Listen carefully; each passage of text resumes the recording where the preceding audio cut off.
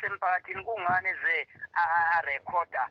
la akakhuluma khona no Cevuzile umuntu ongazi nokuthi sisebenza kanjani. Yeah. Wayengafonelanga mina enze record yami naye bese yise emphakathini wenza le yakhe khane ezokhuluma lokho okuthandwa uya ngezophikiswa umuntu yakuthola. Yeah. Mina ngizokutshela iqiniso nje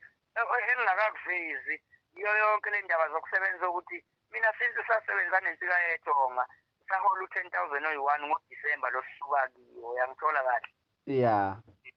Yonke imali besiyenza mina mangiqashwa akekho noyedwa ongakutshela ukuthi wakwafaka kwi-account yami imali bonke abahleli bemcimbi bayokutshela ngakwenzela nje isibonelo nje ngokhuzani umuntu obeqasheni kwi-IGP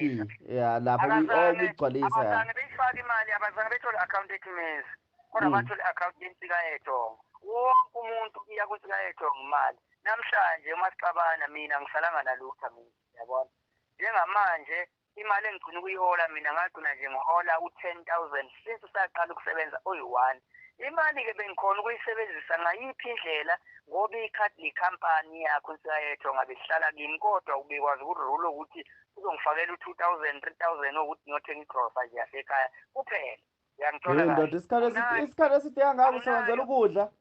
anginayo mina imali yokuthi mangavakashela usiqiniseke ekhaya ngamthengela idrink ahlale phansi aphuze idrink yabona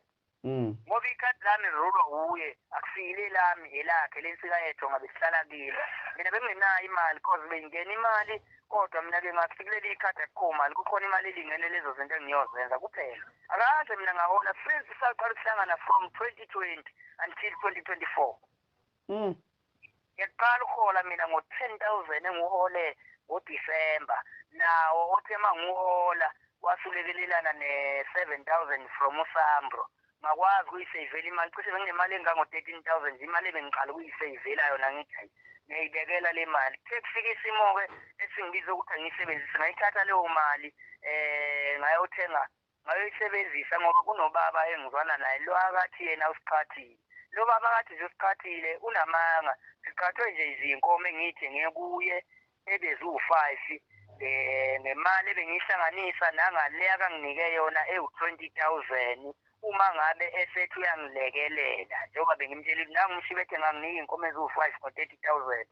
ubona kanjani lapho ngangilekelela yini kodwa nakhona lapha kukhuluma ngemali yakho ukuthi mfowethu thatha emalini yakho ukuthi ubheke umngakho noma ikili ngikhuluma ngoba imali yonke yokusebenza ingena kuye mina ngiphathi ngishushele mina kushaya umhla 25 bengingenalutho ebank lutho ngoba yonke imali ebenginayo isisebenzile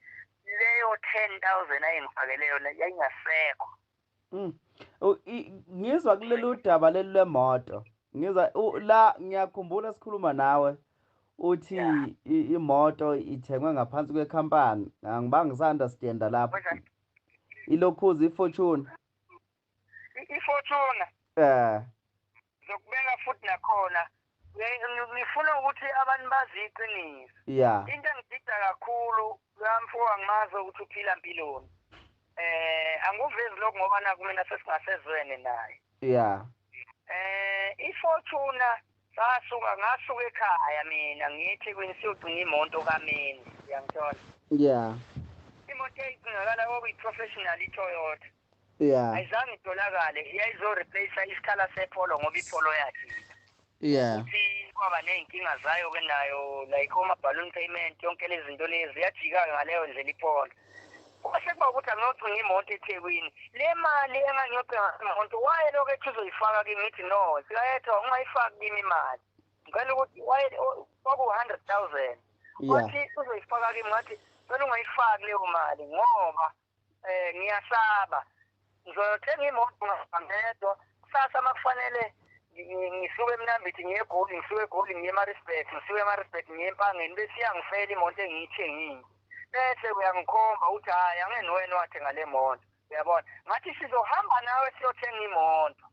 ngicela nje kanjani ngicela ungayifaki kimi imali ngicela sihambe nawe siyothenga imoto